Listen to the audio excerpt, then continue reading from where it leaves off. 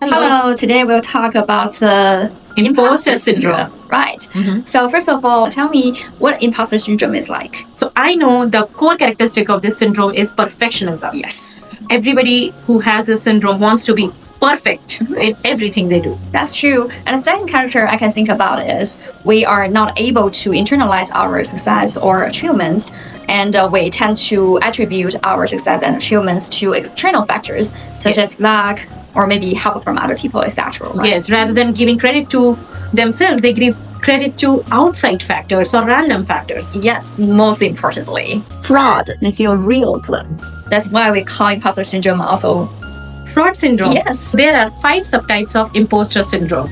The first one is perfection. I perceive myself as perfect only if I'm able to attain 100 out of 100 in my class. Anything less than that, I perceive myself as a failure. Yeah, that's very overwhelming. Right. So I can think about the superwoman.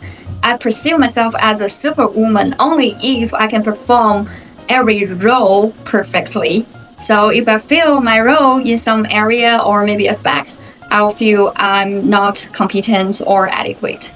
Right. So the next one is expert. I perceive myself as an expert only if I have the 100% knowledge of a particular field. Anything less than that, I perceive myself as a failure. Yeah, and also naturalist. I feel this one is very interesting. I just expect, good outcomes or success. Success will come naturally to me without, putting every effort or energy into the things. If I spend a lot of time or, energy into something, I will feel I'm incompetent and inadequate. Right. And the last one is soloist. So I perceive myself as a soloist is if I am the sole performer of the task which is given to me. Yeah. If any help I have to take from an outsider, then I will perceive that I have not done adequate work or I have not been competent enough. Here are some advice from each of us. Would you like to go first? Yes. So my advice for you is refrain from having negative thoughts.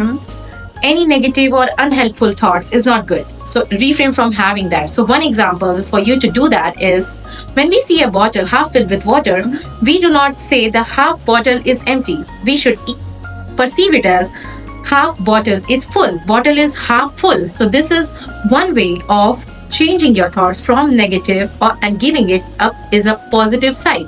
Wow, that's very helpful advice. It sounds like everything is about perspectives. Right. So my advice would be, practice self-appreciation and positive self-talk.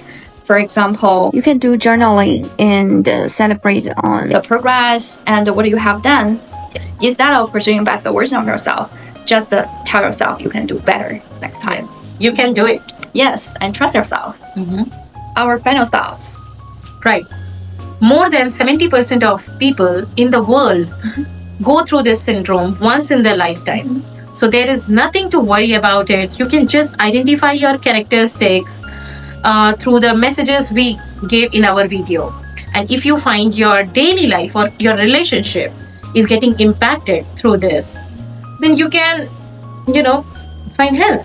It's so true. I mean, it's quite normal, particularly among high achievers.